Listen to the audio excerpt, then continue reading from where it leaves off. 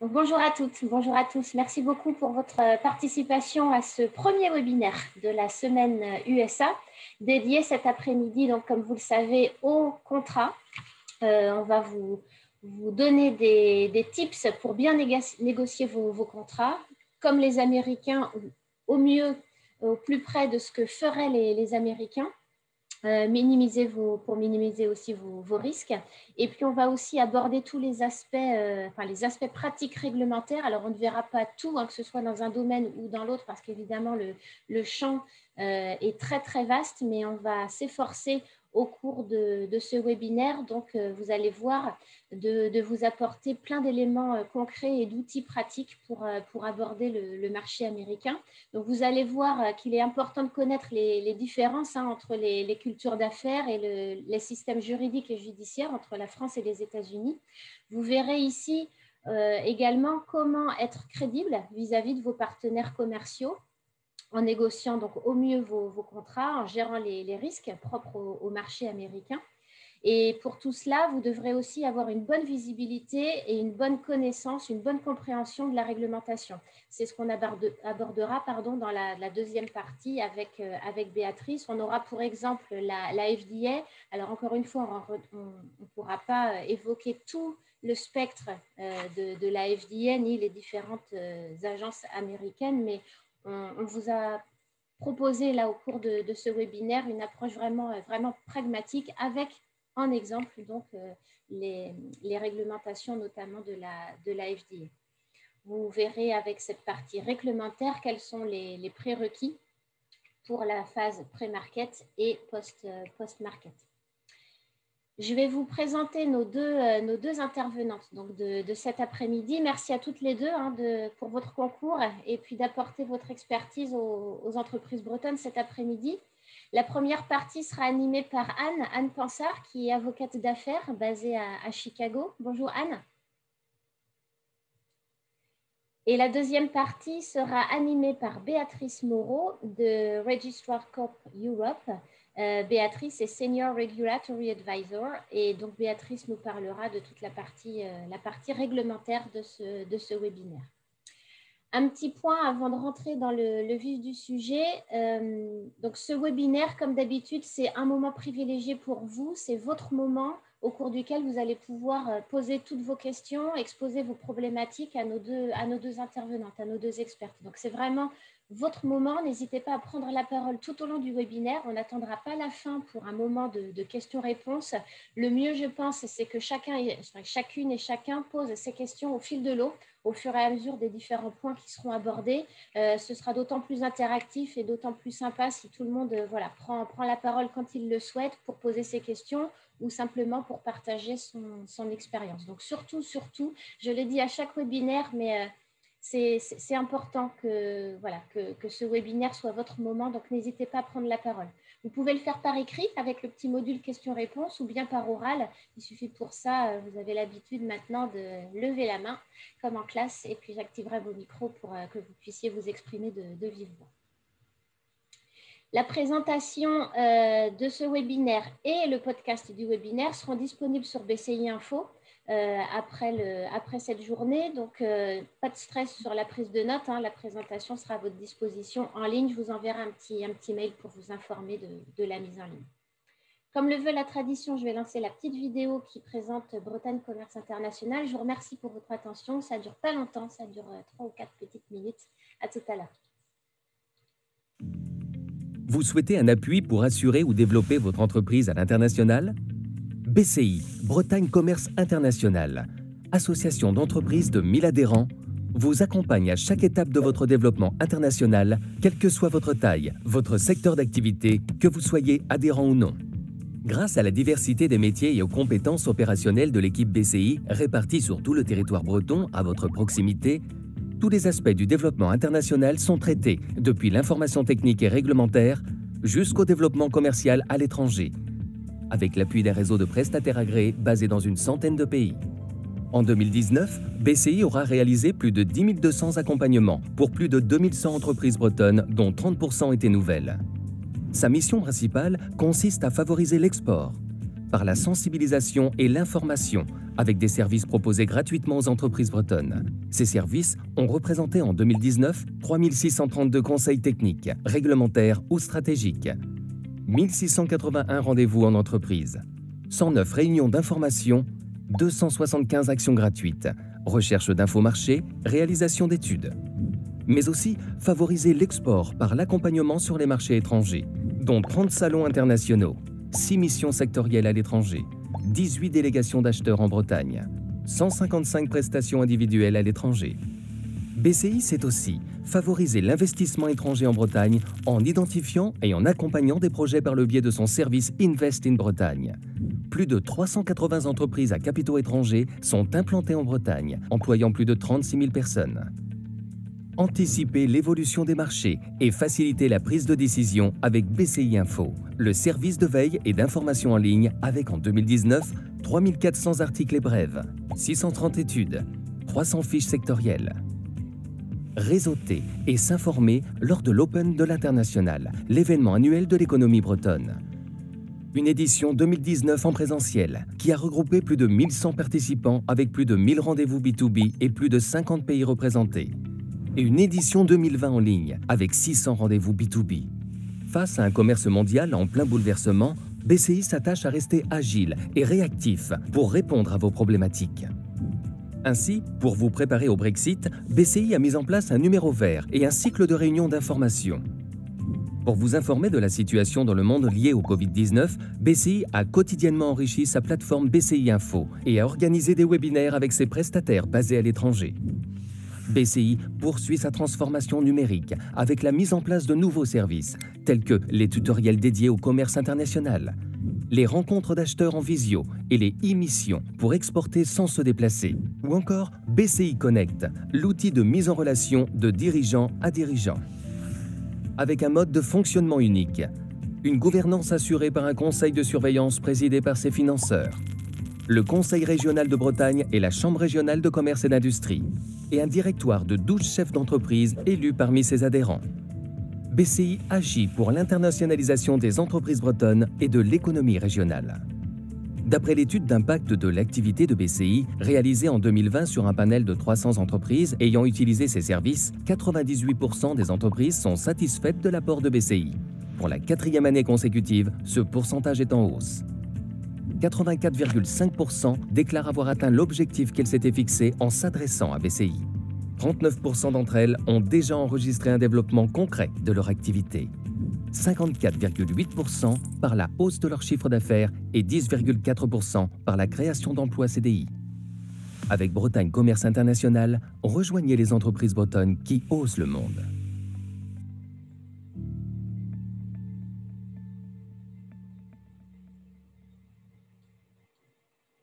Merci. La petite vidéo parlait de l'Open de l'International. Vous pouvez noter dans votre agenda, si ce n'est pas déjà fait, le prochain Open de l'International aura lieu comme d'habitude le premier lundi de juillet, donc le 5 juillet prochain. Version online, évidemment, circonstances Covid oblige. On vous propose cette année non seulement des rendez-vous B2B comme l'année dernière, mais aussi cette fois-ci un Open online beaucoup plus développé avec des ateliers thématiques, focus pays, ateliers techniques et réglementaires, ateliers de développement commercial, etc. Donc notez dans vos agendas le lundi 5 juillet, vous recevrez une invitation par mail comme d'habitude pour vous enregistrer sur le site web de l'Open. Anne, je vais te laisser la parole. À toi de jouer. Merci Karen. Bonjour et merci à BCI et bonjour à toutes et à tous. Alors, je vais commencer par partager mon écran, Karen. Hein, voilà.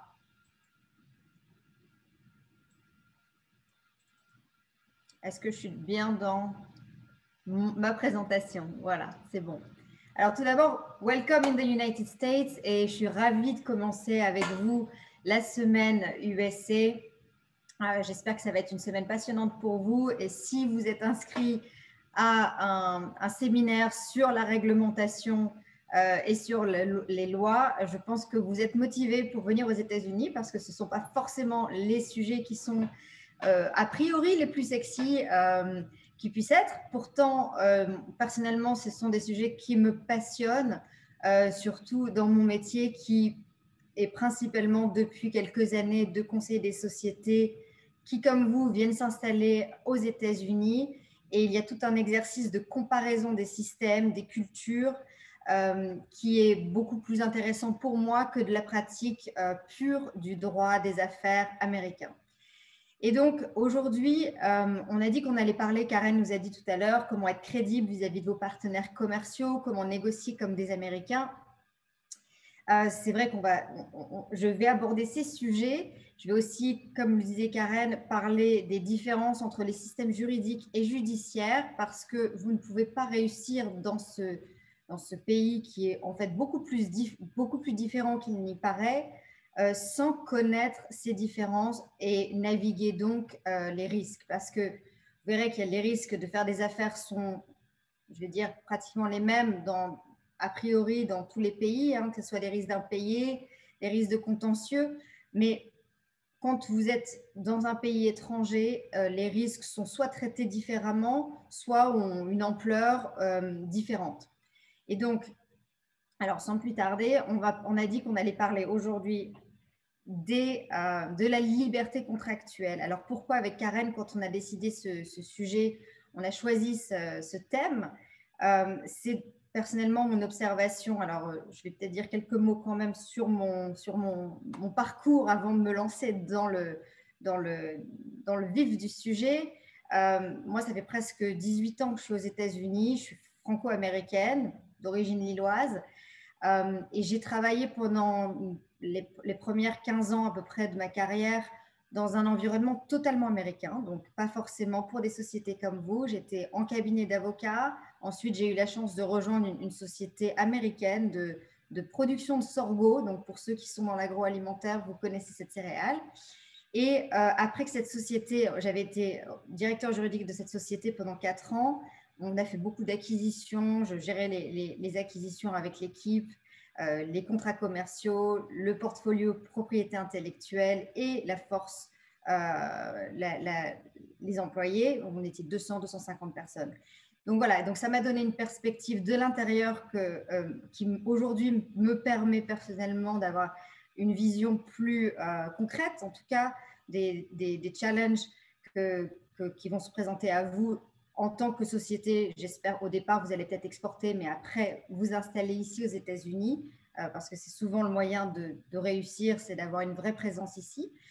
Et une fois que la société, elle, a été vendue, cette société de sorgho, c'est pour ça que vous avez vu un champ de sorgho, j'ai décidé de prendre mon indépendance parce que j'ai le plaisir de l'entrepreneuriat et de profiter de ma formation quand j'étais plus jeune de droit français et de droit anglais pour accompagner des sociétés comme les vôtres et parfois des sociétés aussi américaines, mais se concentrer sur les différences parce que quand on connaît les différences, on maîtrise beaucoup mieux les risques parce qu'on a toujours une tendance quand on arrive dans un environnement de présumer que les choses fonctionnent de façon similaire.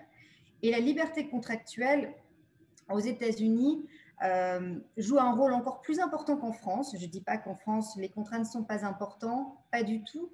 Mais on est, je vais vous dire une banalité, mais qui est vraie, à mon avis, importante à retenir, c'est que le droit va toujours refléter la culture. Et comme vous arrivez dans un environnement qui a tendance quand même à favoriser les échanges, on a un législateur ici aux États-Unis qui veut quand même encourager l'économie, les échanges, l'entrepreneuriat. Par rapport au législateur français, je dirais, je caricaturise, qui est beaucoup plus, je dirais, intervenant, protecteur, qui choisit souvent une partie faible. On a ici d'autres risques qu'on va aborder, mais aussi la possibilité, si vous le choisissez de le faire, de vraiment aménager vos risques. Donc, en tant que vendeur aux États-Unis, vous avez l'opportunité si vous savez où se trouvent les risques, de les limiter beaucoup plus, je dirais, qu'en France, et on verra ça tout à l'heure plus dans le détail. Alors, on va parler, quand on parle de risque, il y en a énormément et différentes méthodes, et là, on parle juste d'un outil de gestion des risques, hein. Les assurances sont extrêmement importantes, par exemple, les études de marché les recherches sur vos partenaires. Donc, il y a énormément d'autres méthodes de risque. Mais le contentieux aux États-Unis, mon expérience, c'est que les sociétés qui viennent s'installer ici ont une idée parfois un peu vague des particularités du contentieux américain. Ils savent que c'est quelque chose qu'il faut éviter, qui est souvent beaucoup plus coûteux qu'en France, mais ils ne savent pas forcément spécifiquement en quoi il est différent. Et si vous savez en quoi il est différent, vous serez mieux armé pour éviter certains des inconvénients. Et on verra que justement, c'est pour ça que je reviens au contrat, le contrat est un peu aux États-Unis finalement l'occasion pour vous de rédiger comme si vous rédigiez votre police d'assurance. En tout cas, quand vous négociez avec des partenaires commerciaux, ne leur demandez pas de vous soumettre, parce que ça peut paraître plus facile, leur version du contrat. Bien sûr, il y a des fois où ça se fera, mais quand vous en avez l'occasion, essayez d'avoir la main. Et en tout cas, quand on vous en propose un, de bien lire, parce qu'on a une approche très littérale aux États-Unis du droit des contrats, et vous pourrez éviter certains inconvénients. On va parler ensuite rapidement de quelques règles, parce que si vous êtes ici plutôt des vendeurs, des règles qui sont applicables par défaut aux États-Unis dans le droit de la vente, mais qu'il faut penser à écarter, mais ce sont que des exemples. Et en fonction du temps, on ira ensuite à certains conseils qui sont applicables à tous vos contrats. Alors, sans plus tarder, je vous ai dit, le contentieux aux États-Unis, c'est un peu la bête noire, je pense, parfois, pour certains. En tout cas, la plupart de mes clients, quand ils viennent aux États-Unis, savent qu'il faut absolument l'éviter, mais ne savent pas trop pourquoi. Et donc, il y a d'autres différences clés entre le système français et américain, mais je vais traverser avec vous quelques différences clés qu'il vous faut connaître. Certaines sont évitables, d'autres non. Alors, la première différence clé, c'est l'existence aux États-Unis, contrairement à la France, d'avocats. Je dirais que la première différence clé, c'est un peu de la faute des avocats. Et ce ne sont pas des avocats qui travaillent comme moi, ce sont des avocats qui ont comme modèle, business model, puisque tout est une opportunité de business aux États-Unis, de se faire payer en fonction du résultat. Et donc, l'image populaire de ces avocats qui travaillent sur la base de success fees, qui sont plutôt interdites en France dans une grande partie, ce sont donc l'image populaire, donc ce sont des chasseurs d'ambulance. Alors, les chasseurs d'ambulance, ce n'est pas limité du tout au droit de civil. Cela s'applique aussi au droit commercial. Cela s'applique notamment dans d'autres domaines où, en fait, une personne qui n'aurait pas forcément eu les moyens peut-être d'embaucher un avocat va se faire approcher par un avocat qui lui dira « Vous inquiétez pas, si on gagne, vous gardez 90%, je gagne 10%. » Et donc, les chasseurs d'ambulance, ce sont ceux qui observent un accident, courent après l'ambulance, vont au chevet de la personne blessée et leur proposent leur service. Ça, vous pouvez bien imaginer que quand on n'a rien à perdre, on a plutôt tendance à poursuivre. Donc ça peut être un problème, une des caractéristiques. Une autre caractéristique qui est dans la même veine, et vous me direz quelque part, c'est bien puisque ça donne accès à des gens qui ne peuvent pas toujours avoir les moyens de prendre des avocats, un accès à la justice, de faire valoir leurs droits, mais ça c'est le côté positif au niveau social. Au niveau, pour vous, en tant que femme et homme d'affaires, il faut connaître donc les success fees, les actions collectives qui sont très limitées aussi en France. Il y a un petit peu, on en a parlé ces dernières années, mais qui sont beaucoup plus courantes aux États-Unis, notamment droit de la consommation, notamment contre les sociétés pharmaceutiques. On en a vu beaucoup ces dernières années. Aussi agricoles d'ailleurs. Bayer s'est fait aussi poursuivre, Johnson & Johnson, et même en droit du travail. Donc, ce n'est pas seulement pour les énormes sociétés, ça peut vous concerner le jour où vous avez des salariés, ou c'est parfois un groupe de salariés qui peut se mettre ensemble, avec d'ailleurs des avocats comme ceux dont on vient de parler, pour vous poursuivre. Donc, les class actions, c'est aussi une source de contentieux. Un autre aspect qui est inhabituel par rapport à la France, en France, vous avez des jurys populaires pratiquement que, à ma connaissance, en cour d'assises. Donc, quand vous êtes au pénal, vous avez éventuellement les jurys populaires. Si vous faites des affaires aux États-Unis, il faudra vous confronter à cette réalité que les jurys populaires sont un droit constitutionnel. On a le droit d'être jugé par ses pairs. On a accès donc à ces jurys. Et en tant que société d'origine étrangère, je ne dis pas que c'est toujours le cas, mais vous avez un risque supplémentaire puisqu'il peut y avoir un certain préjudice. On dit, vous me corrigez si c'est peut-être pas le terme, parfois je fais du franglais, vis-à-vis donc une approche négative vis-à-vis des sociétés qui sont possédées par des étrangers. Et donc les jurys populaires, c'est aussi quelque chose qui peut avoir tendance à donner suite à des verdicts plus élevés. Donc, c'est encore une caractéristique. Et je vous donne toutes les mauvaises nouvelles. Ne vous inquiétez pas, il y aura des bonnes nouvelles sur comment ensuite gérer ces différences. Je n'ai pas envie de passer trop longtemps sur les juges professionnels, mais juste pour dire quand même qu'en matière de B2B, si vous avez l'habitude de contentieux en France entre professionnels, en France, par rapport aux États-Unis, vous irez devant les cours, les tribunaux de commerce qui ont souvent des hommes et des femmes d'affaires comme juges.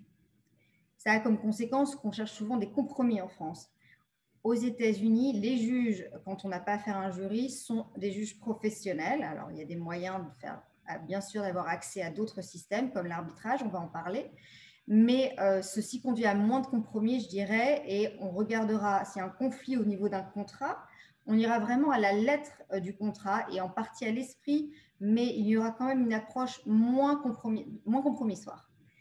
Enfin, un autre aspect qui est, à mon avis, peut-être le plus important pour vous de connaître tout de suite, c'est le fait que le système judiciaire, quand vous avez un conflit, un litige, s'accompagne d'une enquête de discovery. Et ce que ça veut dire, et vous allez me dire, ça peut paraître très loin, je n'ai même pas commencé à vendre aux États-Unis, mais ce qu'il faut savoir, c'est que si un jour vous avez un conflit avec quelqu'un, vous allez recevoir une lettre qui s'appelle une litigation hold, qui vous mettra en demeure, même en conflit privé, hein, je ne parle pas du gouvernement, de ne rien détruire qui est en rapport avec le litige. Et pourquoi? Et non seulement vous serez, si vous détruisez quoi que ce soit, vous pouvez avoir des gros problèmes, mais cela veut dire que même vos communications internes aux États-Unis, d'email entre vous, sont potentiellement communicables à la partie adverse. Donc, dès maintenant, quand vous commencez à avoir des échanges, si par exemple vous étudiez en ce moment les brevets pour voir ce qui se fait chez les concurrents et que vous échangez en disant « Ah, ben, ce brevet, je pense que quand même, il pose problème », vous pouvez potentiellement admettre des choses qui peuvent se retourner contre vous. C'est ce qui se passe souvent pour les sociétés, c'est ce qui s'est passé avec Boeing ces derniers temps avec l'avion qui a été mis en arrêt. Ils ont trouvé des communications internes qui montraient que les ingénieurs se foutaient complètement, admettaient les défauts notamment du système de pilotage et se moquaient des autorités. Béatrice va nous parler des autorités de la FDA, mais là, ils se moquaient des autorités de l'aviation, de contrôle de l'aviation. Donc, faites très attention quand vous communiquez entre vous. Si vous avez un avocat, vous pouvez justement inclure secret professionnel pour éviter que des documents qui peuvent parfois paraître anodins soient ensuite produits en cas de contentieux. Donc, privilégiez la communication orale quand vous avez des dossiers importants à la communication écrite aux États-Unis. Enfin, une dernière caractéristique par rapport à la France, on est dans un système en France où en cas de dommage, vous allez être compensé seulement à hauteur du dommage. Donc, on a des dommages qui sont compensatoires. Aux États-Unis, il y a la possibilité de se faire condamner à des dommages punitifs. Donc, et même parfois triple dommage. Donc, cela ne veut pas dire que c'est inévitable. On va voir que dans beaucoup de situations, vous pouvez les écarter. Mais si vous n'exprimez pas clairement dans un contrat que vous voulez écarter ces dommages punitifs, parfois vous ne pouvez pas les éviter. Hein. Toutes les classes en matière de consommateurs, par exemple, si vous êtes complètement négligent dans vos comportements ou si vous traitez mal des salariés, vous ne respectez pas les lois du travail, vous ne pourrez pas écarter les dommages punitifs. Mais en matière commerciale, vous pouvez quand même les écarter. Donc, j'ai fait un tableau parce que je sais que mes images ne sont pas forcément complètes pour expliquer. Je vous laisserai revenir dessus, mais ce sont des grandes différences qui font que le contentieux globalement est plus cher et peut-être pas toujours aussi fréquent d'ailleurs, mais en tout cas est plus cher. Donc, on passe sa vie aux États-Unis à rédiger ces contrats un peu comme des polices d'assurance, quand on le peut, en tout cas. Donc, vos conditions générales de vente avec soin, pas des traductions, parce que, on va le voir, les concepts, les systèmes ne sont pas les mêmes. Alors, heureusement, la bonne nouvelle, je vous ai parlé de choses plutôt négatives depuis quelques minutes, c'est qu'on a en France un système, je dirais, qui est beaucoup plus protecteur, beaucoup plus interventionniste, parfois même paternaliste, quelque part, où le législateur a tendance en France à prendre parti, à décider que même dans des échanges de professionnels, il y a une partie faible et une partie forte, une partie à protéger. Et voilà. Alors, il existe en France beaucoup de régimes obligatoires, même quand les parties sont en fait finalement sur un pied d'égalité.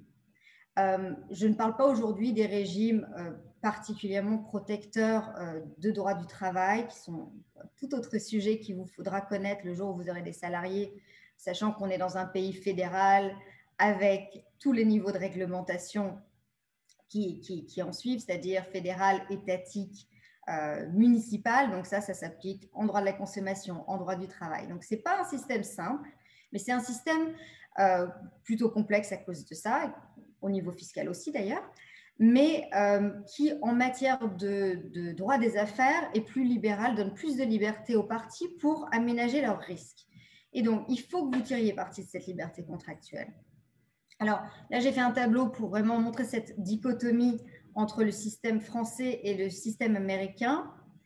J'aime pas avoir des slides, des diaporamas qui ont trop de texte, mais je vous laisserai regarder quelques instants. Donc, ce contraste, je dirais, entre la France qui, je parle des droits des affaires, parce que les lois sont très importantes dans les deux pays. Béatrice, on sera là pour en témoigner. Il y a une réglementation dans les deux pays. Mais en matière d'échanges contractuels, on a en France quand même des lois qui donnent un cadre auquel il n'est pas toujours facile d'échapper.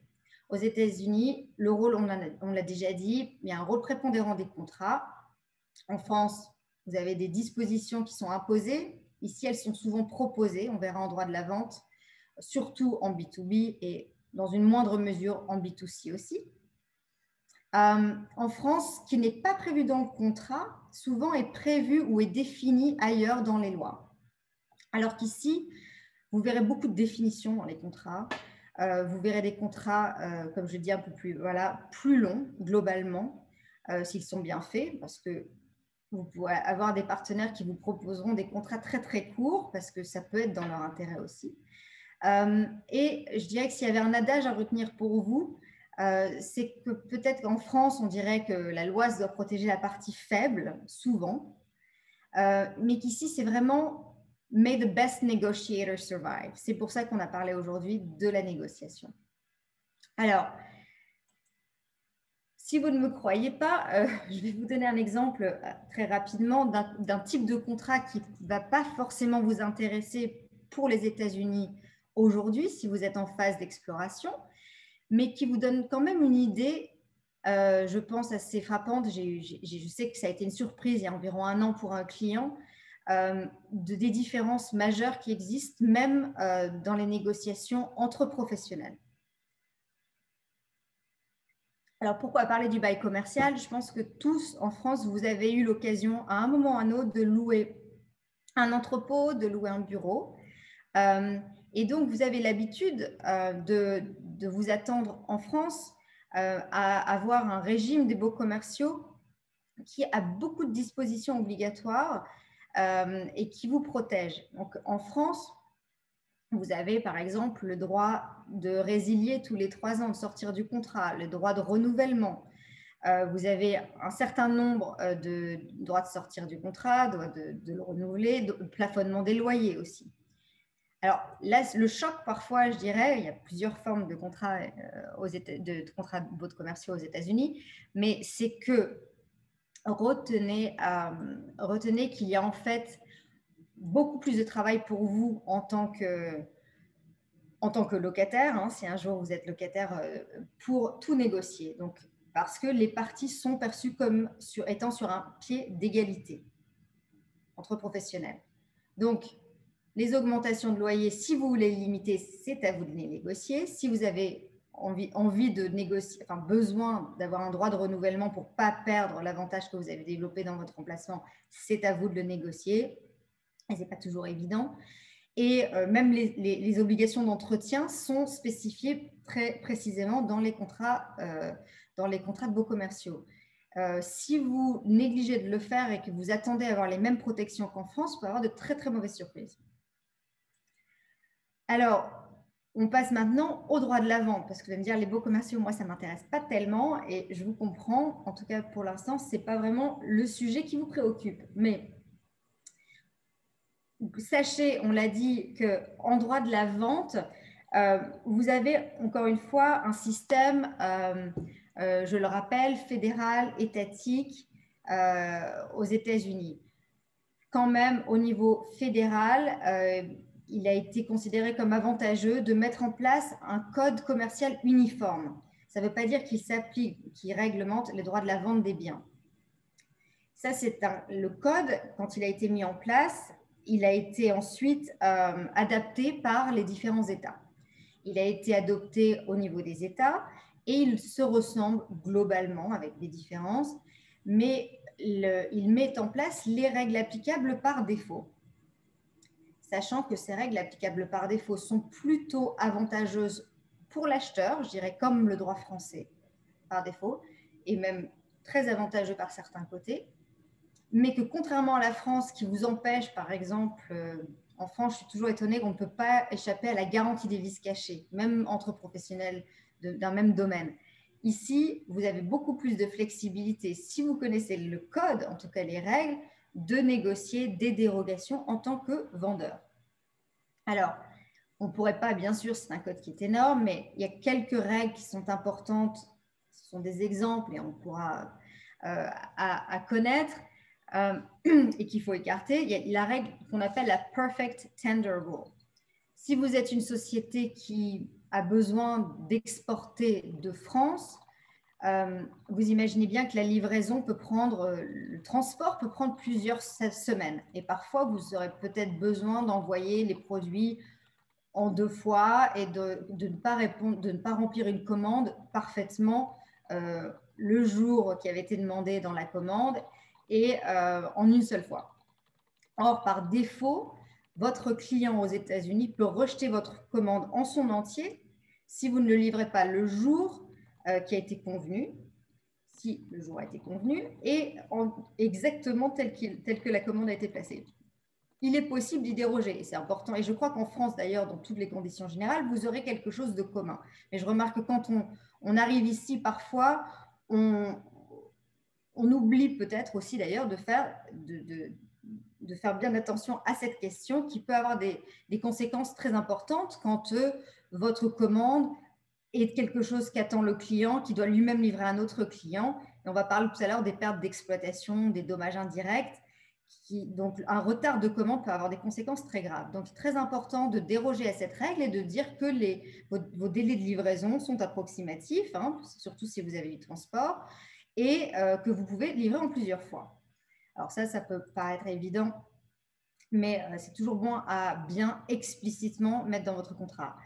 Les garanties implicites, alors vous allez me dire, c'est pareil qu'en France, oui et non. On est dans un système où il y aura les mêmes concepts, ils seront juste traités de façon différente.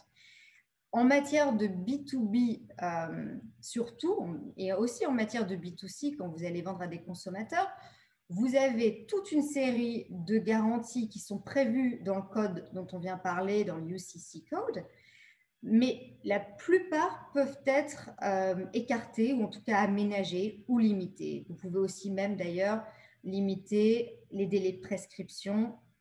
Au lieu d'avoir 4 ans, comme dans le code, vous pouvez le réduire à 1 an. Donc, toutes ces choses qui, en France, on avait parlé de la garantie des vices cachés, sont pratiquement impossibles à écarter. Ici, le sont plus. Encore une fois, on est dans un système plus libéral qui encourage les échanges, l'entrepreneuriat et qui c'est de votre responsabilité de vous débrouiller pour aménager vos risques. Donc, négocier vos contrats. Une autre chose qu'il faut absolument que vous écartiez dans vos contrats, et on l'a déjà dit tout à l'heure, ce sont les dommages punitifs et je dirais aussi les pertes d'exploitation. Et ça, vous avez l'habitude peut-être de le faire déjà en France, mais il y a des terminologies, évidemment, des méthodes différentes pour le faire à la fois en B2C et en B2B. Donc, quand vous voulez écarter ces risques, qui sont parfois qui peuvent, si vous vendez notamment... j'ai vu que certains d'entre vous vendaient des compléments alimentaires pour animaux. Si vous vendez un produit qui rend malade tout un troupeau, vous allez vous retrouver à avoir des demandes de perte d'exploitation. Vous pouvez aménager ce risque. Donc, faites-le. Voilà. Donc, maintenant que je vous ai donné que quelques exemples. Vous avez vu la taille du code, c'est énorme. Avant de passer au point 4, Anne, si tu veux bien, on avait une question. Je vais te faire revenir un petit peu en arrière, mais avant de passer au point suivant, je pense que c'est plus intéressant de prendre la question de Sabrina. Je vais d'ailleurs lui laisser la parole. Ce sera parfait. Enchantée, Sabrina. Et Sabrina avait une question sur le bail commercial. J'ai activé votre micro, Sabrina. Normalement, ça doit être bon pour vous. Bonjour, Sabrina. Sabrina, la parole vous est donnée. Vous pouvez poser votre question à Anne. Je ne sais pas si Sabrina est sur mute, peut-être sur... Apparemment, non. Alors, la question de Sabrina, en fait, concernait le dépôt de garantie. La question était de combien de mois de dépôt de garantie est nécessaire au moment de louer? Ça dépend vraiment de la situation du marché à l'époque. Si vous vous retrouvez dans une époque, par exemple en ce moment, où les bailleurs, les propriétaires ont beaucoup de mal à louer avec la situation du Covid, vous allez peut-être juste avoir besoin de donner 1 mois. Par contre, vous allez parler de garantie en termes de la maison mère ou la garantie en termes de faire un dépôt de garantie? Peut-être les deux. En tout cas, les deux. Souvent, quand vous êtes une société étrangère qui n'a pas justement de présence encore aux États-Unis, vous allez souvent devoir fournir une garantie de votre maison mère. Et sinon, ça peut être 1 mois de loyer, 2 mois, 3 mois. Ça dépend vraiment de la situation du marché. Encore une fois, c'est de la négociation contractuelle. Il n'y a pas c'est pas réglé par la loi. Donc, c'est à vous de négocier en fonction de votre position de force. Bon, Sabrina, j'espère qu'on a répondu à votre question. Votre micro est ouvert, donc vous auriez pu normalement prendre la parole. On a une autre question, enfin une autre personne qui souhaite prendre la parole. Allez-y, votre micro est ouvert. Décidément. Peut-être que je regarde les questions dans le Q&A. Voilà, il n'y a pas de question, c'est une personne qui a levé la main. D'accord. Il faut... Ouais. Alors, vous devez activer votre micro.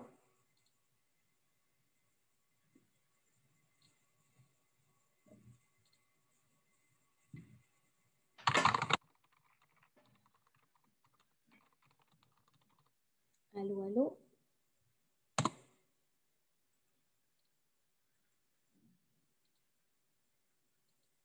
Bon, on prendra la question après. On ne va pas perdre de temps. Sinon, enfin, à l'occasion, on peut.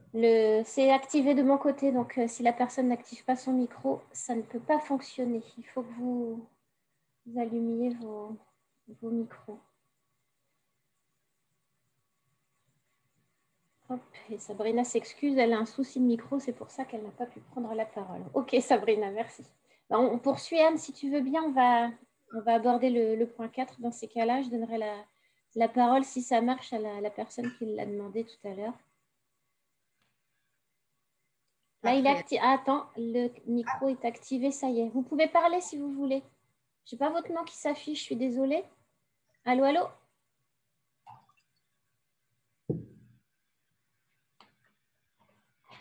Bon, allons-y alors, poursuis Anne. Alors, donc, on a parlé donc un peu de la liberté contractuelle en général, hein, de son rôle important, un peu de droit de la vente, mais de façon générale, il y a certaines précautions à prendre, je dirais, avant de vous engager. Notamment, on est dans un pays qui est à peu près 6 fois de la taille de la France.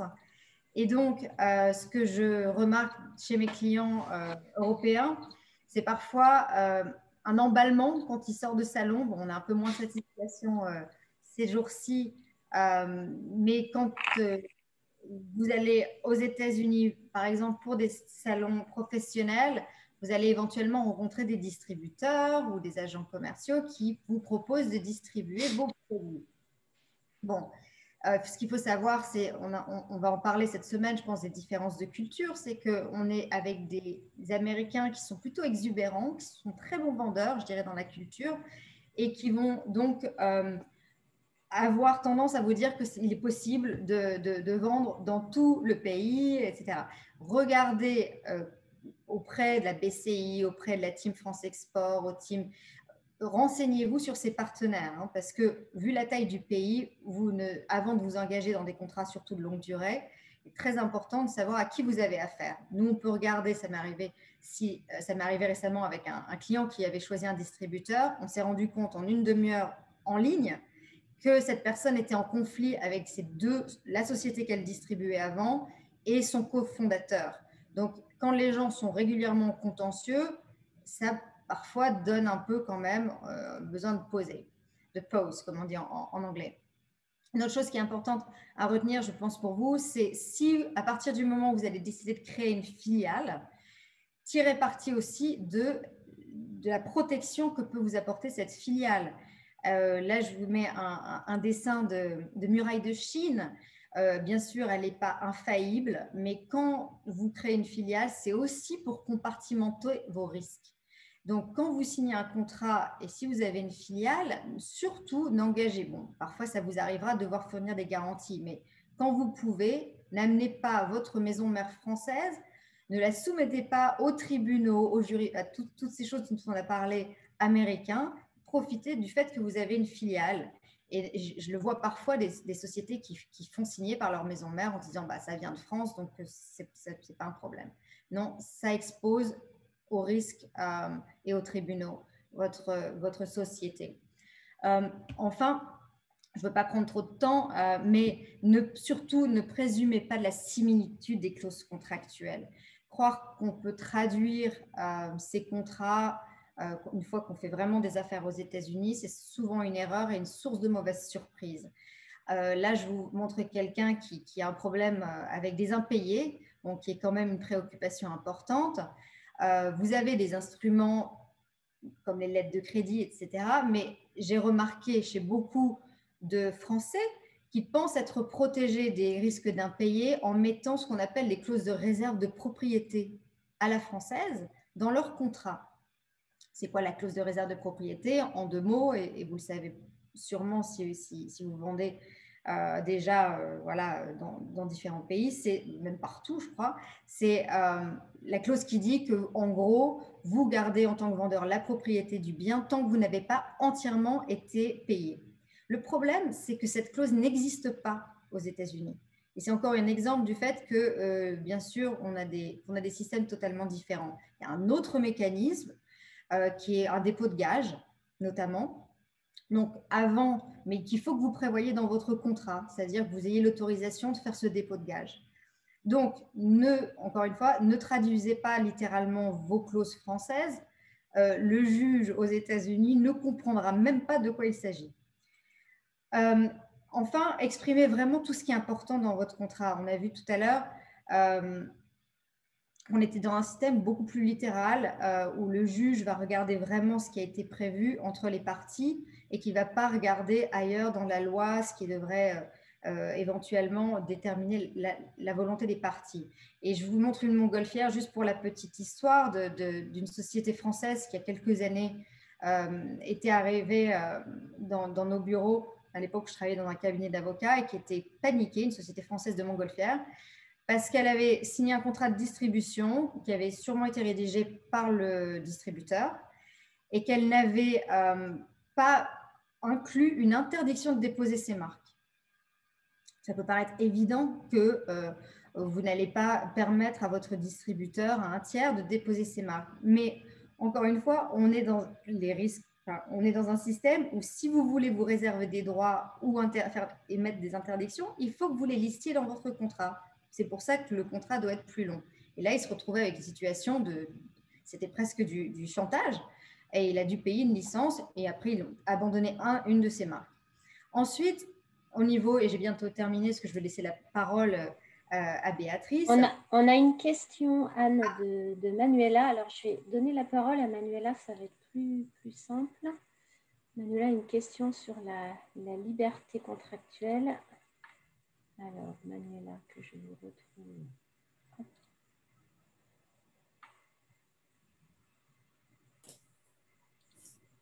Oui, bonjour. Manuela. Bonjour, Manuela. Bonjour. Oui, merci de me donner la parole, mais cela dit, j'ai précisé par écrit ma petite question. Vous parlez donc de liberté contractuelle qui prédomine aux États-Unis, mais que parallèlement, on ne pourrait pas prévoir une clause de réserve de propriété. Est-ce que si, enfin, j'entends que, enfin, d'ailleurs, nous, dans nos contrats, on est obligé aussi à ma connaissance, de le mentionner expressément pour que ce soit opposable à nos clients. Est-ce qu'aux États-Unis, il y a quelque chose qui nous interdirait absolument de prévoir une telle clause de réserve de propriété? Alors, merci Mania. Alors, rien ne vous interdit d'en prévoir une, sauf qu'elle ne sera pas reconnue, elle ne sera même pas comprise, parce qu'à partir du moment où vous envoyez un bien aux États-Unis, la loi applicable, ça sera la loi de localisation du bien. Donc, si vous envoyez un équipement, par exemple, la loi applicable, ce sera la loi locale. Donc, ce sera par exemple la loi du Texas. Or, aux États-Unis, d'accord, donc au Texas, il n'existe pas la clause de réserve de propriété parce que la vente est telle que vous ne pouvez pas avoir conclu une vente et en garder en même temps la propriété. On est dans un système différent. Par contre, vous avez le droit de mettre dans votre contrat, c'est pour ça qu'il faut les adapter pour les ventes à l'étranger, vous avez le droit de mettre dans votre contrat le fait que vous vous réservez, même si la propriété passe à votre acquéreur, à votre client, vous vous réservez le droit de déposer un gage sur le bien, d'accord? Et là, vous contactez, ça coûte à peu près, faut que ça en vaille la peine, mais ça coûte à peu près, d'après mes souvenirs, $500 pour déposer ce gage dans l'état où se trouve votre client. Et avoir ce gage vous permettra, vis-à-vis, par exemple, même des créanciers de votre client, s'il y a un impayé, de récupérer, d'avoir le shérif, carrément, qui ira récupérer le bien pour vous, hein, en ayant la preuve. Mais il faut prévoir cela. Si vous mettez une clause de réserve de propriété, elle ne vous servira à rien parce que le juge ne comprendra même pas ce que ça veut dire. D'accord. Donc, quelque part, la liberté contractuelle, elle a quand même des limites parce qu'encore faut-il que le juge accepte les règles qu'avec notre co-contractant, on souhaiterait mettre en place. Parce que je comprends un peu de ce que vous dites quand même. Tout à fait. La liberté contractuelle, elle se fait dans les limites de l'environnement juridique du système américain. Enfin, américain, 50 États. Donc, vous avez de la liberté contractuelle, mais vous ne pouvez pas en profiter si vous ne connaissez pas le système. C'est ça, d'accord. Très bien. Merci beaucoup. Merci beaucoup. Merci Manuela. On a une autre question de Julien. Pour éviter tout problème, est-il possible de prévoir que notre contrat avec notre importateur américain soit soumis au droit européen et tout litige sera soumis à arbitrage en France? Alors, ça dépend. Merci. Alors, j'allais justement parler de l'arbitrage tout à l'heure parce qu'on a parlé des tribunaux et du jury. Donc, ça dépend en fait de quel. Est-ce qu'on peut savoir de quel genre de produit et d'échange? Parce que c'est une question de. de force de négociation, hein, finalement. Si vous vendez à un distributeur aux États-Unis, à un importateur, il y a très peu de chances qu'une société américaine sérieuse accepte de se soumettre, en tout cas au droit français. Ils vont dire, ils ont énormément ils vont pas se soumettre comme vous n'iriez pas si vous vendez vos produits, si vous achetez des produits, par exemple, allemands, enfin, vous n'allez pas ils vont pas accepter de se soumettre au droit français, un droit qu'ils ne connaissent pas. Donc, c'est un peu le coût de devoir faire des affaires aux États-Unis. Souvent, vous allez devoir accepter de vous familiariser avec le droit américain. Vous pouvez essayer, mais il y a peu de chances qu'ils acceptent un droit européen. Il n'y a pas vraiment de droit européen, mais qu'ils acceptent un droit d'un pays européen. Après, au niveau de l'arbitrage, c'est vrai que c'est justement ce qu'on conseille souvent. C'est notamment les contrats de longue durée et même d'ailleurs quand on fait dans la vente de la consommation, c'est d'inclure de plus en plus des clauses de médiation et d'arbitrage ou d'arbitrage. Et c'est justement, je crois que c'était mon slide, mon diapositive vers la fin, voilà, c'était exclure les jurys populaires, donc au moins, et envisager la médiation et l'arbitrage. C'est encore une question de négociation avec votre partenaire commercial. Si vous avez des produits formidables qu'ils veulent absolument avoir, vous allez peut-être même réussir à imposer le droit français. Est-ce qu'on a répondu à la question, Julien? Votre micro est Oui, ouvert? oui, tout à fait. C'était exactement ma question. Bon, parfait. Merci. Merci pour la question, Julien. On a une autre question alors de Alves. Je ne sais pas si c'est le prénom ou le nom de famille. Désolée. Carole. Bonjour Carole, désolée. Il y a que le nom de famille qui s'affiche et j'ai eu un trou. Je ne savais plus à qui je m'adressais. Désolée. Allez-y, posez votre question. Oui, je me permettais juste de remonter cette information-là, car j'ai eu cette réflexion par 2 fois de clients américains à propos de la responsabilité des produits et qui invoquaient l'incoterm. Et j'ai vraiment ressenti ceci comme un moyen de négociation, un moyen contractuel très fort. Il n'y avait pas de contrat écrit, hormis celui de contrat de vente entre les 2 sociétés, mais l'incoterm est un point très fort, très sensible. Alors, peut-être que ce sera vu dans la prochaine réunion sur les incoterms, c'est peut-être pas l'objet de cette journée. Alors, il y a une réunion, on propose effectivement tout au long de l'année, très souvent, et chaque année, des réunions mises à jour sur les incoterms, parce qu'évidemment, c'est l'outil indispensable à bien connaître pour effectuer des ventes à l'étranger. Donc, effectivement, les incoterms conditionnent qui est en charge de l'assurance et qui a la responsabilité du produit au moment de la vente. En fonction de l'incoterm que vous choisissez, votre responsabilité s'arrête soit aux portes de vos entrepôts, soit au quai d'arrivée dans le pays en face. Donc oui, l'incoterm joue beaucoup. Après, juridiquement, Anne, tu as certainement des choses à rajouter. C'est bon que vous souleviez cette question. Et d'ailleurs, dans votre contrat, si vous vendez de France, vous allez préciser l'incoterm. Si vous vendez des États-Unis d'une filiale, ça sera différent puisque là, ça sera du domestique. Voilà. Mais l'incoterm, comme le disait Karen, ne traite que de 3-4 points très importants, notamment l'assurance, le passage du risque des produits pendant le transport et le passage du titre de propriété. Non, justement, pas du titre de propriété. Juste, c'est différent. Mais cela ne couvre pas énormément d'autres points. Donc, en matière de risque du fait des produits défectueux aux États-Unis, ce ne sont pas du tout les incoterms qui vont déterminer la répartition du risque entre l'acheteur et le vendeur. Une fois que le bien est mis sur le marché américain, par défaut, en tant que vendeur, vous avez énormément de responsabilités, puisque quand vous mettez un produit sur le marché, si après il a des conséquences négatives sur des Américains, ce sera souvent de votre responsabilité. Donc, l'importance d'avoir des assurances adaptées au marché américain et à ses risques. Mais sinon, non, l'incoterm ne va pas. Mais sinon, c'est plutôt dans les clauses d'indemnification que vous allez avoir une répartition du risque du fait des produits défectueux ou du fait des produits. Parce que si vous vendez un produit, notamment, je pense que c'est un retenir qui, une fois vendu à votre client, va être transformé, va être intégré à un autre système. Par exemple, si vous êtes dans l'industrie, vous vendez des équipements et que c'est combiné dans des chaînes de production, par exemple, il faut absolument que vous répartiez le risque et que vous ne preniez en charge que ce que vous contrôlez. Et si après, votre acquéreur le transforme, l'utilise dans d'autres systèmes ou doit l'installer, il faut que vous répartissiez dans le contrat justement les risques. Mais ça ne sera pas au niveau des Incoterms. Le 30 mars prochain, alors ma collègue Pascal à CCI du Morbihan me rebondit sur cette question et me fait vous rappeler qu'il y a un webinaire, enfin une réunion dédiée aux Incoterms justement le 30 mars prochain.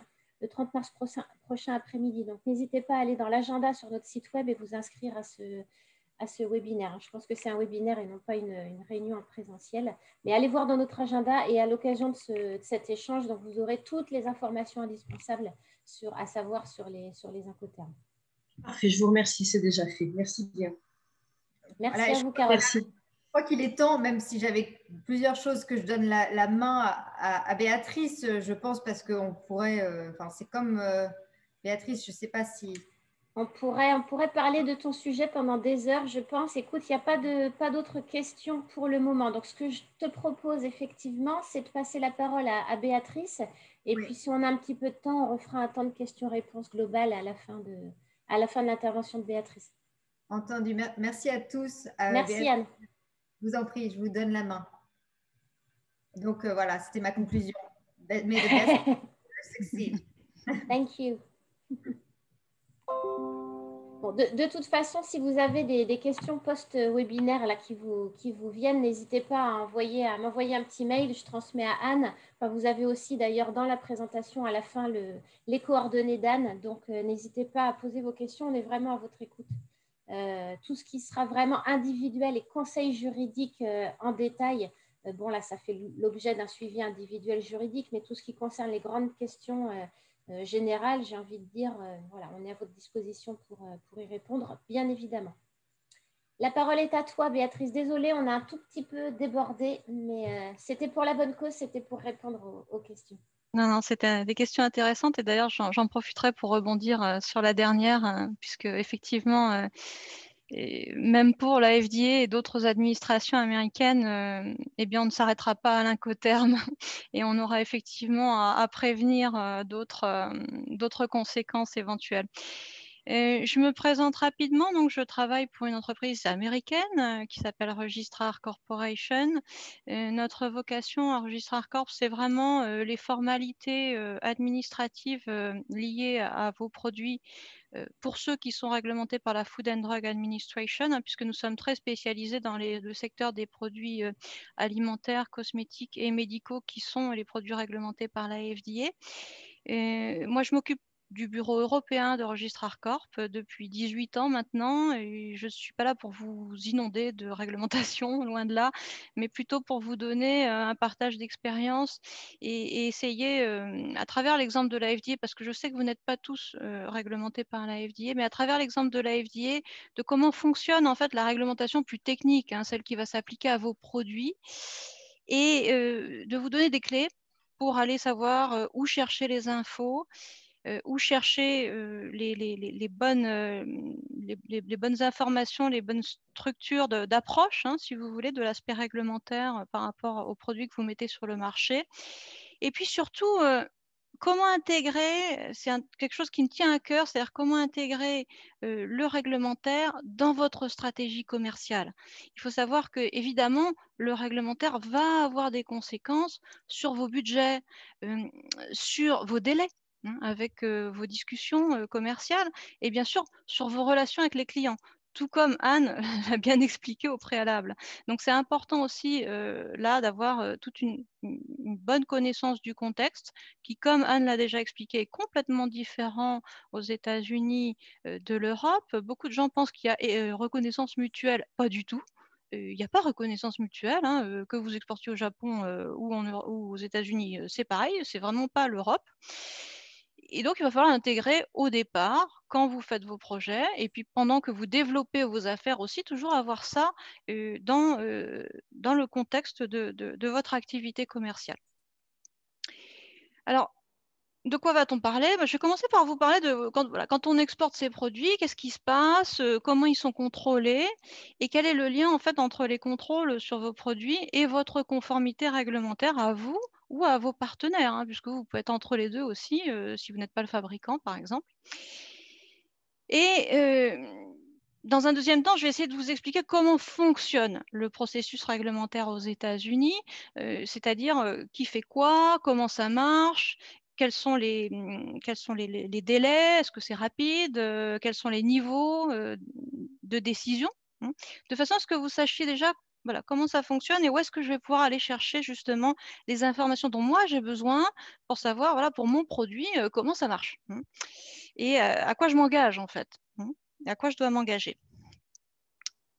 Dans un troisième point, je vous parlerai de la différence entre les requis pré-market et post-market. Donc ça, c'est super important parce que nous, comme l'a dit Anne d'ailleurs aussi, on est hyper normatif en Europe. On aime bien les listes positives, les listes négatives, les approbations. Alors, il y a plein de gens qui me disent tout le temps, bah, moi, je suis tranquille, hein, moi, je suis approuvé par la FDA. En réalité, on se rend compte qu'il y a beaucoup de produits, on n'est pas approuvé, on est enregistré, donc on a dit à la FDA qui on était, qu'est-ce qu'on faisait. Pour autant, la FDA ne vous a pas donné un blanc-seing, loin de là. Il y a beaucoup de choses qui sont laissées à la responsabilité du fabricant et finalement, dans certains secteurs, c'est vrai, vous aurez besoin d'une approbation avant de mettre votre produit sur le marché, hein, donc du pre-market, mais pour beaucoup de cas, la plupart des réglementations vont s'appliquer au moment où vous mettrez vos produits sur le marché. Donc, si vous ne savez pas avant ce qui vous attend, vous allez expédier des produits qui seront non conformes ou mettre des produits sur le marché qui seront non conformes. Et c'est au moment où vous aurez déjà engagé beaucoup d'argent, beaucoup de temps, beaucoup d'énergie, où vous aurez commencé à sécuriser une relation commerciale que vous allez avoir des difficultés. Donc, c'est important de prévenir ça. Ça s'organise, c'est pas si compliqué, mais il faut le savoir à l'avance. Je vous toucherai un tout petit mot du Covid parce qu'on me pose souvent la question, est-ce que ça change quelque chose, etc. Et bien sûr, je suis à votre disposition pour les questions aujourd'hui, mais plus tard aussi, vous pouvez m'envoyer un email, me contacter par téléphone. Nous sommes aussi bretons puisque notre bureau est basé dans le Morbihan. Très rapidement, donc au niveau des contrôles de vos marchandises, quand elles arrivent à la douane, eh bien effectivement, vous pensez avoir affaire uniquement à la douane. Ce n'est pas tout à fait le cas. Et au niveau de la douane, quand vos marchandises arrivent, on fait ce qu'on appelle une customs entry. Une customs entry, c'est donc l'entrée sous douane, hein, c'est le document douanier qui va aussi servir à évaluer effectivement les taxes que vous devrez payer, etc. Mais il y a aussi un logiciel qui s'appelle Predict. Et comme son nom l'indique, il va orienter les contrôles de l'administration américaine en fonction de la nature de vos produits. Donc, il va faire intervenir différentes administrations qui ont des inspecteurs sur site au niveau de la douane pour réaliser les contrôles. Et ce logiciel Predict, il va intégrer beaucoup de choses. Il va intégrer, bien sûr, les données douanières, mais aussi des problèmes de non-conformité d'une manière générale, constatés sur un pays ou sur un type de produit, et aussi toutes les non-conformités qui vont être plus ou moins liées à vous, à votre nom d'entreprise, à vos partenaires, etc. Comme par exemple les résultats des inspections, les rappels de produits, donc toutes sortes d'autres éléments qui n'ont rien à voir avec la douane, mais qui vont se retrouver intégrés dans ce logiciel Predict et qui vont faire intervenir les contrôles à partir du moment où vos produits arrivent. Et c'est là qu'on va voir si ce que vous avez fait avant a été efficace ou non, et si vous allez, je dirais, passer assez facilement cette étape ou non. Alors, le code douanier qui est utilisé pour faire la customs entry va aussi informer les inspecteurs, par exemple de la FDA, du fait que ce produit-là est réglementé par eux. Donc, vous avez des codes douaniers qui vont être liés à la FDA, d'autres à l'USDA, d'autres au FCC.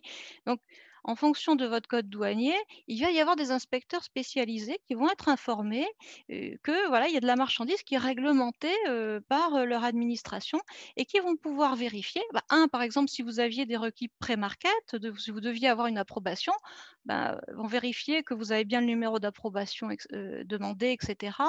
Et puis aussi qui vont faire toutes sortes de contrôles documentaires pour voir si tout ce qui est requis est demandé au niveau documentaire, et aussi des contrôles physiques. Alors, contrôle physique, pas systématique, hein, à peu près 10% des expéditions sont contrôlées. Ça veut dire qu'on va ouvrir le carton et là, on va regarder si l'étiquette est conforme, si les ingrédients sont autorisés, si les allégations sont correctes. Si vous dites que vous expédiez un cosmétique, mais qu'en fait, pour les Américains, c'est un médicament, vous voyez, des choses comme ça. Et donc, c'est vrai qu'il y a quand même des contrôles assez réguliers, même si c'est très aussi facile d'exporter un produit non conforme, parce qu'il y a 300 points d'entrée en douane aux États-Unis, il n'y a que 10% de taux de contrôle. Donc, ça veut dire que si vous n'avez pas de requis d'approbation au départ, si vous n'êtes pas informé, vous allez pouvoir exporter votre produit, même s'il n'est pas conforme. Une fois, 2 fois, 3 fois, ça arrive toutes les semaines. Moi, j'ai des détentions pour ça. Ingrédients interdits, étiquetage non conforme, etc. Parce qu'on ne s'est pas renseigné avant, on exporte, pas de problème, on commence à créer une relation commerciale, super, on écrit un superbe contrat, heureusement d'ailleurs peut-être dans certains cas. Et puis au 10e container, eh bien voilà, il y a un contrôle et là l'étiquette n'est pas conforme, la marchandise est refusée, il commence à y avoir des litiges et c'est l'épée de Damoclès en fait qui est au-dessus de votre tête si vous n'avez pas une attitude préventive en fait, de bien prendre connaissance de la réglementation qui s'applique à vos produits. Alors, ce contexte réglementaire aux États-Unis, je vais vous expliquer un peu comment il fonctionne. Toujours pareil à travers l'exemple de la FDA, mais vous allez retrouver la même chose pour les autres administrations. Donc, il y a des points positifs et des points un petit peu plus complexes. Moi, je trouve qu'il y a un point vraiment extrêmement positif aux États-Unis, c'est que le contexte réglementaire est très stable. C'est vrai que vous pouvez avoir des endroits du monde où ce n'est pas si évident, où ça va changer très rapidement. Aux États-Unis, la structure même de la façon dont on implémente les lois fait que ça va prendre beaucoup de temps. Donc, quand vous avez une loi qui est votée par le Congrès, déjà, il faut qu'elle soit votée par le Congrès. C'est-à-dire qu'il faut que le Congrès soit d'accord. Vous en avez entendu parler, on a beaucoup parlé de politique américaine. Le Congrès, c'est souvent 49-51%. Pour qu'une loi passe, il faut souvent qu'elle fasse consensus. Et pour qu'elle fasse consensus, il faut souvent plusieurs années. Donc, il y a beaucoup de choses. Moi, je le vois maintenant, parce que je commence à avoir un peu de recul, hein, en faisant partie des anciens maintenant. Eh bien, c'est vrai que souvent, une loi est à l'agenda du Congrès 1 année, 2 années, parfois 10 années. Vous voyez, pour les enregistrements des entreprises cosmétiques, ça fait au moins 10 ans qu'on en parle.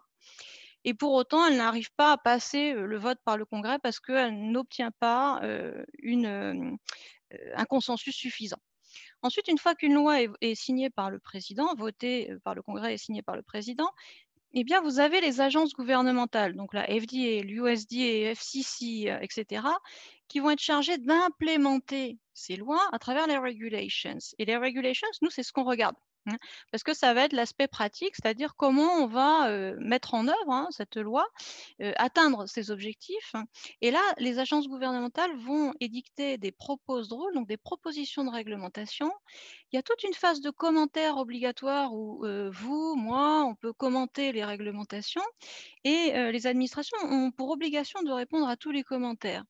Et puis, au bout de la phase de commentaires, qui peut durer 3 mois, 6 mois, 1 an, 2 ans parfois, vous avez normalement une final rule qui va être publiée et qui va elle-même avoir des dates d'application qui vont souvent être 1 ou 2 ans après. Donc, vous voyez qu'on est sur des changements longs, ce qui fait que ça vous laisse quand même le temps. Vous voyez, vous avez passé du temps au départ, vous allez préparer votre dossier, mais rassurez-vous, ça ne changera pas du jour au lendemain. Et donc, ce travail que vous aurez fait, vous aurez tout à fait le temps de le valoriser. Alors, ça ne veut pas dire que ça ne change pas toujours. Par exemple, en 2011, il y a eu beaucoup de changements dans le secteur alimentaire avec une grande réglementation qui s'appelle le Food Safety Modernization Act, donc qui s'est implémentée au fur et à mesure des années.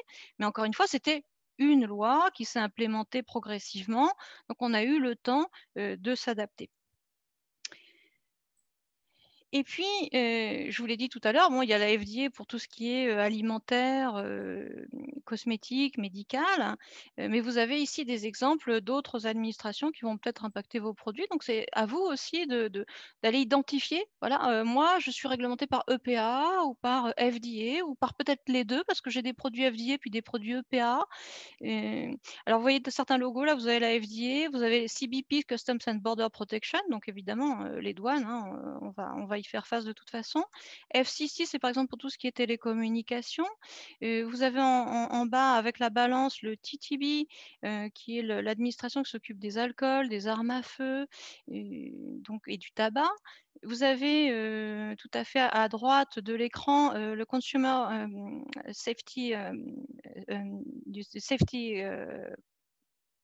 Consumer Product Safety Commission, l'administration s'occupe des produits destinés aux consommateurs. Donc, vous voyez que vous pouvez très bien vous-même, à travers vos produits, être affecté par plusieurs réglementations et plusieurs administrations. Donc, ça sera intéressant de s'orienter. Et vous voyez, moi, des fois, les gens me posent des questions. Récemment, j'ai eu quelqu'un qui pensait être réglementé par la FDA. Je lui ai dit non, je suis désolée, je ne peux pas vous aider. C'est EPA, Environment Protection Agency. Mais ce n'est pas grave, on essaye de passer un contact. Mais c'est important de s'orienter au niveau des réglementations. Et puis, vous avez quelque chose au milieu de ma slide qui est importante et dont on a parlé aussi, c'est-à-dire qu'aux États-Unis, il y a des États. Et les États, eh bien, ils ont le droit d'en rajouter un petit peu. Donc, bien sûr, ils vont tous implémenter les réglementations. Alors, moi, j'ai beaucoup de chance parce que la FDA, 98% des réglementations, c'est FDA, c'est fédéral. Mais vous avez des choses qui sont beaucoup plus par État. Si on parle des alcools, les alcools, il y a vraiment des réglementations État par État. C'est lié à l'histoire. Bon, c'est comme ça. Donc, vous voyez, selon chaque produit, ben, vous allez peut-être avoir plus d'impact. Et puis, d'une manière générale, alors moi, pour mon secteur en tout cas, je dis toujours faites attention à la Californie parce qu'en Californie, on aime bien avoir un peu plus de réglementation qu'ailleurs. Et comme la Californie, c'est quand même 20% des consommateurs américains, il y a des chances que vous y soyez confrontés. Donc, pensez-y. Voilà. Donc, n'oubliez pas qu'aux États-Unis, il y a des États qui peuvent avoir des réglementations en plus, en fait, des réglementations fédérales. Alors, si vous voyez un peu comment sont organisées ces agences gouvernementales, et bien souvent, comme la FDA par exemple, vous avez des centers. Donc, vous avez le Center for Food Safety and Applied Nutrition pour l'alimentaire, le Center for Device pour les dispositifs médicaux, etc. Et donc, sur le site de la FDA, dans les différents contacts que vous allez avoir, vous allez être en contact avec un de ces centers. Et ils sont complètement indépendants. Donc, vous allez avoir des relations qui vont être peut-être différentes. On va retrouver un peu le même mode opératoire, les mêmes structures, etc. Mais encore une fois, même à l'intérieur d'une administration américaine, vous allez avoir différents départements qui vont s'occuper de vous. Alors, un petit mot quand même sur le site de la FDA et le site des administrations américaines d'une manière générale. Je vous ai mis quelques liens à la fin de la présentation. L'avantage aux États-Unis, c'est pareil, c'est super parce que tout est en ligne. C'est vrai que c'est hyper transparent. Vous avez toute l'information, vous allez sur le site de la FDA, vous avez tout. Donc, c'est parfait. Et effectivement, la principale difficulté, c'est pas d'accéder à l'info, c'est de trouver la bonne info, celle qui s'applique à vos produits, à votre situation, et de bien la comprendre parce qu'on a parlé de différences culturelles tout à l'heure. Vous pouvez lire la même phrase qu'un Américain, la même phrase réglementaire, vous la comprendrez pas pareil parce que vous n'avez pas le même contexte derrière. Donc, c'est important, voilà, toujours pareil, prendre un peu de temps, prendre du recul pour bien comprendre comment ça fonctionne. Alors, il y a un mot qu'on répète tout le temps, nous, c'est le CFR. Donc, ce n'est pas un club de foot, hein, c'est le Code of Federal Regulations. Et c'est important que vous le connaissiez aussi parce que souvent, les gens vont vous dire, vos partenaires vont vous dire, est-ce que vous êtes conforme au 21 CFR numéro XY, hein? Eh bien, tout simplement, le CFR, c'est le code des lois, hein, le Code of Federal Regulations. Et par exemple, toutes les règles FDA, c'est le chapitre 21. Et en général, ça suit les administrations. Donc, selon les administrations dont vous dépendez, vous aurez des 21 CFR ou des 06 CFR, etc. pour la conformité de vos produits. Pareil, le CFR, c'est en ligne, hein, donc vous pouvez aller consulter, et je vous y engage d'ailleurs, consulter les différentes réglementations qui vont s'appliquer à vos produits. Donc, un exemple ici de la structure du CFR. Et puis, ce qui est intéressant aussi, ça nous sert énormément. Tout n'est pas écrit dans les lois, hein, comme l'a dit Anne. En plus, il y a quand même beaucoup de choses qui sont laissées à l'appréciation des industriels et des vendeurs. Donc, on a aussi des guidance documents. Donc, c'est des documents qui vont présenter le point de vue de la FDA sur un sujet. Donc, nous, on va beaucoup se baser là-dessus et aussi beaucoup se baser sur toutes les communications autres de la FDA. Par exemple, les warning letters envoyés à des sociétés pour leur dire que ce qu'elles font n'est pas conforme, les refus à la douane, les listes de détention automatique, toutes sortes d'éléments qui vont nous informer sur la façon dont la FDA prend position par rapport à un sujet je dirais, dont la solution n'est pas dans les lois, tout simplement, ou dans les réglementations. Aussi parce que, comme je vous l'ai dit tout à l'heure, les réglementations prennent le temps pour être implémentées, alors que nous, notre technologie, notre innovation, notre marketing vont beaucoup plus vite, hein, ce qui pose parfois des questions par rapport effectivement à l'aspect réglementaire. Alors, si on regarde en pratique, qu'est-ce que ça donne au niveau FDA, par exemple? Eh bien, on va se retrouver avec des requis pré-market pour certains produits, et puis pour d'autres produits, rien du tout avant que vous mettiez sur le produit sur le marché. Par contre, au moment où vous arrivez sur le marché, c'est très clair, c'est exactement comme si vous étiez américain. Hein. Donc, il y a des gens qui me parlent de protectionnisme, tout ça. Donc, je leur dis non, c'est pas du tout ça, c'est tout le contraire. C'est-à-dire que quand vous mettez vos produits sur le marché, eh bien, on considère que vous êtes un Américain. Donc, nul n'est censé ignorer la loi. Hein. Et par conséquent, on n'a pas forcément obligé de vous faire un cours sur la réglementation. Et la FDA ne le fera pas. Hein. Elle attendra juste que vous le sachiez et que vous fassiez en conséquence. Si vous regardez un petit panel rapide sur les différents produits qui sont réglementés par la FDA, par exemple, vous avez tous les produits alimentaires, y compris alimentation animale, hein, ça fait partie. Les dispositifs médicaux, les dispositifs émettant des ondes, hein, donc ça c'est assez vaste, hein, c'est effectivement, il y a beaucoup de dispositifs médicaux qui émettent des ondes, mais vous avez aussi plein de machines où il y a des lasers qui sont réglementés par la FDA, tout simplement parce qu'elles ont un laser à l'intérieur et que donc elles émettent des ondes et elles peuvent affecter la santé.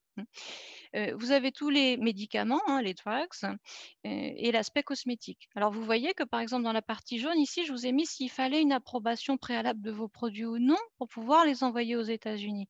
Et ce que vous voyez, c'est que oui, c'est vrai pour les dispositifs médicaux, c'est vrai pour les médicaments, mais pour certains, puisque dans les deux cas, pour certains produits de moindre risque, on n'a pas besoin d'approbation préalable.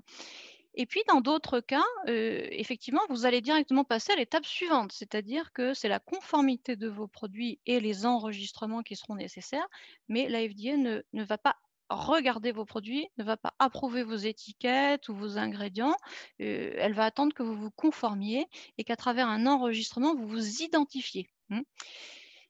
Au niveau des radio emitting devices, par exemple, vous avez quelque chose d'un petit peu intermédiaire, il faut que vous fassiez un dossier, mais la FDA ne va pas forcément le vérifier. Hein, c'est au cas où il y aurait un problème sur vos produits. Donc, il faut déposer le dossier, mais pour autant, ce n'est pas une approbation non plus, c'est un reporting. Donc, vous voyez, il y a différentes notions, différents niveaux. Donc, il faut bien comprendre ça. Un mot ne vaut pas pareil qu'un autre, et on a quand même assez rarement, sauf dans certains secteurs, des approbations. On a beaucoup de cas où on est sur ce qu'on appelle des enregistrements, registration. C'est ce qu'on voit dans la partie verte. Et là, vous voyez qu'au niveau FDA, par exemple, c'est quasiment la règle. C'est-à-dire que vous ayez un requis pré-market ou non, c'est-à-dire que vous deviez avoir une autorisation ou non au départ, de toute façon, il va falloir que vous vous enregistriez. Donc l'enregistrement, c'est bien un enregistrement des établissements et parfois des produits, ça dépend des niveaux. Mais en tous les cas, c'est je m'identifie, je dis voilà, je suis là, je fabrique tel produit qui est réglementé par telle réglementation, je suis conforme. Dans certains cas, on écrit qu'on est conforme à travers le formulaire à telle monographie pour les médicaments, par exemple, en vente libre, où on va écrire, voilà, je mets telle ou telle gamme de produits sur le marché. Et puis, la FDA, elle va vous donner un numéro, mais pour autant, elle ne vous a pas demandé votre étiquette, elle ne vous a rien demandé sur votre produit. Elle a juste enregistré que vous aviez déclaré fabriquer tel produit et le mettre sur le marché, ou telle catégorie de produits uniquement. Vous verrez par exemple dans le food, à part pour les conserves, on n'enregistre pas les produits. Donc la FDA ne sait même pas trop, à part les grandes catégories, ce que vous faites. Et dans beaucoup de cas, par contre, la seule différence entre un Américain et un non-Américain, c'est qu'ils vont vous demander dans votre enregistrement de désigner un agent de communication avec l'administration américaine sur le sol des États-Unis. Donc là, il s'agit d'un agent que la FDA, ou dans certains cas, ça va être d'autres administrations, vont pouvoir contacter exactement comme si c'était vous, en cas de question, pour relayer une communication, qu'il l'envoie à votre agent ou à vous, c'est pareil, et systématiquement en cas d'inspection, puisqu'effectivement, une fois que vous êtes enregistré, par contre, par exemple au niveau de la FDA, systématiquement, vous êtes soumis à inspection. Donc, ce ne sont pas des inspections systématiques, sauf dans le cas des approbations. Ce sont des inspections par sondage. Mais cependant, par exemple, en alimentaire, mis à part pendant cette période un peu Covid, les inspections, c'était tous les ans. Il y avait une partie des entreprises inspectées tous les ans. Donc, c'est important de savoir que finalement, vous pouvez vous enregistrer en 3 jours, Mais derrière, la FDA peut aussi passer 3 jours chez vous, vous inspecter dans 1 an, dans 2 ans, dans 3 ans, peut-être jamais, mais il y a quand même voilà, une possibilité qu'ils vous inspectent parce que pour vous, vous êtes un fabricant de produits alimentaires ou de produits médicaux, exactement comme si vous étiez américain. Donc, ils vont venir vous voir, comme vous, votre administration vient vous voir. Et parce qu'il n'y a pas de reconnaissance mutuelle. Et donc, ce qui est important de voir, c'est que finalement, vous avez tout autant de requis de conformité auxquels il faut que vous fassiez attention dès maintenant, parce que ceux-là, par contre, ils s'appliquent au moment où vous aurez passé la douane, comme je vous l'ai montré sur le premier schéma. Hein. Donc, si on regarde un petit peu, vous avez 3 points hyper importants. Moi, j'insiste toujours là-dessus, c'est vraiment 3 clés de votre conformité. C'est tout ce qui est en rapport avec le produit. Hein. Le produit, c'est les ingrédients, mais c'est aussi l'étiquetage, c'est aussi les allégations, ça peut être un manuel utilisateur pour les dispositifs médicaux, mais d'une manière générale, vous voyez, nous, on travaille beaucoup là-dessus. D'ailleurs, on fait des mises en conformité d'étiquetage et d'ingrédients parce que c'est un aspect hyper important. Et c'est aussi un des aspects qui est contrôlé très régulièrement à la douane, dès qu'on va ouvrir un carton. Deuxièmement, vous avez tous les requis de conformité par rapport à votre système qualité. Donc ça, c'est la deuxième clé. C'est hyper important de comprendre que là aussi, c'est pareil. Les standards européens et les standards américains sont différents. Si vous regardez l'alimentaire, ne serait-ce que l'alimentaire, vous avez dans certains cas un HACCP, par exemple pour les produits de la mer, il y a un HACCP seafood. Donc ce n'est pas l'HACCP de n'importe qui, c'est un HACCP américain du seafood. Pour les autres produits, pour beaucoup d'autres produits, on va être sur les preventive controls. C'est à nouveau un autre standard que HACCP. Donc évidemment, il y a des points communs, mais il y a quand même une analyse d'écart à faire. En dispositifs médicaux, les Good Manufacturing Practice de la FDA, ce n'est pas ISO 13485. Donc nous, on a nos standards à nous ici en Europe, et ben, il y a des points sur lesquels il y a des différences. Pour les dispositifs qui émettent des ondes, c'est pareil, la FDA a toute une liste des standards qu'elle reconnaît, donc il va falloir vérifier à chaque fois selon le dispositif. Pareil pour les médicaments, on n'est pas dans les GMP européennes, donc là aussi, quand ils inspectent, il y a des écarts. Donc c'est le deuxième point. Et puis le troisième point, c'est comment on gère les problèmes et les produits qui vont être rappelés, par exemple. Donc là aussi, vous avez des obligations. Vous avez des obligations d'informer l'administration quand vous faites des rappels, par exemple. Et dans certains cas, vous avez des délais, des procédures électroniques, etc. Donc, c'est important d'avoir des partenaires. En général, c'est l'agent US, nous, c'est ce qu'on fait, qui s'en occupe. Mais c'est hyper important aussi, quand vous mettez un produit sur le marché, déjà de prévoir, si jamais un jour vous devez le ramener, comment ça va se passer. Parce que des fois, il faut informer la FDA, il faut informer une autre administration. Et ça, il faut le savoir à l'avance. Sinon, le jour où ça se présentera, ça sera trop tard. Donc, toujours pareil, une bonne préparation, comme tout exercice sportif, la réglementation en fait partie. Et donc, il faut bien se préparer. 3 mots sur le Covid et je vous laisse la parole. Y a-t-il des assouplissements? Oui, pour les dispositifs médicaux ou les produits de santé qui sont liés au Covid, et uniquement pour ceux-là.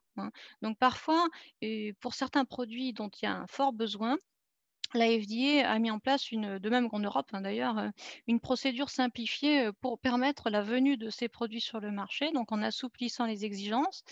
C'est ce qu'on appelle l'emergency period. Et à ce moment-là, vous allez avoir une autorisation temporaire. Donc, vous allez pouvoir bénéficier de ces assouplissements pendant l'emergency period. Donc, ça peut être intéressant pour vous à vérifier si vous êtes concerné. Autre conséquence de la pandémie, eh bien, je vous l'ai dit tout à l'heure, un des moyens de contrôle de la FDA, c'était l'inspection des établissements fabricants. Et là, j'insiste bien sur l'aspect fabricant. On a parlé tout à l'heure des Incoterms. Voilà, typiquement une différence. C'est-à-dire pour la FDA, c'est vraiment bien souvent tout d'abord le fabricant qui est responsable. Donc, quel que soit l'Incoterm, à la fin, ils viennent toujours sur le fabricant. Et le pire, c'est que vous avez des gens qui se font exporter leurs produits sans le savoir parce que c'est des exportations parallèles, ils ne sont pas forcément au courant, et qui se retrouvent mis sur des listes de détention automatique parce que finalement, la FDA, elle considère que c'est le fabricant en premier. Donc, toujours est-il que pour les inspections, évidemment, là, la FDA ne peut pas venir parce que les inspecteurs FDA viennent des États-Unis. Et par contre, ils ont reporté ces contrôles sur les inspections des marchandises et les contrôles à l'arrivée des points d'entrée. Donc ça, il y a plus de contrôle à l'arrivée des points d'entrée, c'est clair, puisqu'ils ont redéployé une partie de leurs moyens sur ces moyens-là. Et aussi pour l'alimentaire en particulier, mais pas seulement, l'inspection des importateurs.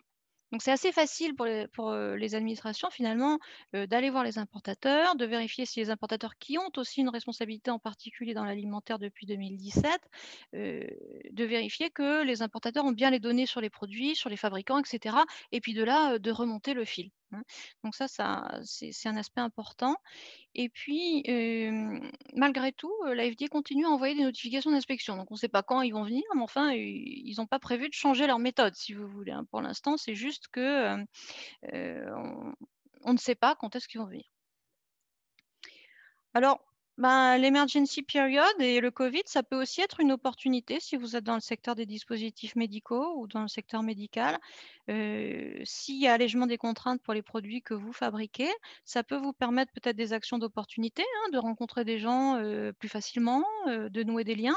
Mais attention, puisque au moment où la fameuse emergency period finira, ce que nul ne sait, puisque c'est la fin de la pandémie, mais 2 aussi la décision de la FDA, eh bien, on reviendra aux exigences initiales. Donc, si par exemple, vous étiez soumis à une autorisation préalable, il va falloir en parallèle, actuellement, où vous pouvez mettre vos produits assez facilement sur le marché, en parallèle, travailler à obtenir l'autorisation pour pouvoir pérenniser vos activités à l'avenir, hein. Donc, faites attention à cela. Voilà. Regardez si c'est intéressant pour vous, pourquoi pas. Et surtout, regardez en même temps ce qui s'applique à la base, parce que ça reviendra un jour et donc il vous faudra que vous soyez en conformité. Quelques petits liens. Alors nous, on communique beaucoup, on fait beaucoup de news, on a des webinaires, des ressources, et puis on est à votre disposition. Donc n'hésitez pas, plus on se renseigne, et plus on évolue, plus on réfléchit. Donc ça, c'est un des conseils que je vous donnerai aussi. Les liens sur les administrations américaines, FDA, CBP pour les douanes, le CFR aussi, si vous voulez aller jeter un œil. Et surtout, je vous souhaite une bonne semaine avec Karen et puis avec BCI. Merci, Et Béatrice. surtout plein d'informations concrètes. Voilà. Merci beaucoup. Merci beaucoup à toutes les deux. Je ne sais pas s'il y a des questions en conclusion de ce webinaire. Est-ce qu'il y a des questions de la part des participants? Je ne vois rien qui s'affiche pour le moment. C'est que vos présentations ont été très claires, mesdames. Merci encore une fois à toutes les deux. Bon, de toute façon, hein, comme on le répète encore, mais on est à votre entière disposition. À la fin de la présentation, je vais la remettre ici. À la fin de la présentation, comme d'habitude, vous avez les contacts de toute l'équipe, ainsi que les contacts de Anne et Béatrice. Donc, n'hésitez pas à nous recontacter. Je vous ai mis également les contacts de mes collègues en CCI territoriale parce qu'elles peuvent vous apporter un appui très précieux pour toute la partie, notamment technique et réglementaire, au-delà de l'appui amont commercial. Vous avez le chargé d'affaires ou la chargée d'affaires BCI qui est à votre écoute. Et puis donc nos deux expertes de cet après-midi qui sont elles aussi à votre disposition pour répondre à vos questions. Il y a un petit questionnaire sur lequel vous allez tomber lorsque vous allez vous déconnecter de ce webinaire. Je vous remercie par avance de prendre une petite minute pour y répondre. C'est important pour nous d'avoir votre retour et vos suggestions. Donc, merci par avance d'y répondre. Je vous souhaite une bonne fin de journée à toutes et à tous. La semaine USA se poursuit donc demain jusqu'à jeudi. Demain, on va parler du e-commerce et de la distribution en ligne. N'hésitez pas à vous inscrire. Vous pouvez encore le faire jusqu'à ce soir si ce n'est pas déjà fait. Prenez bien soin de vous. Je vous dis à très bientôt. Je vais clôturer le webinaire. Anne, Béatrice, merci beaucoup encore pour vos interventions. Merci et bonne semaine à tous. Bonne semaine à toutes et à tous. À très bientôt. Au revoir. Bientôt. Au revoir.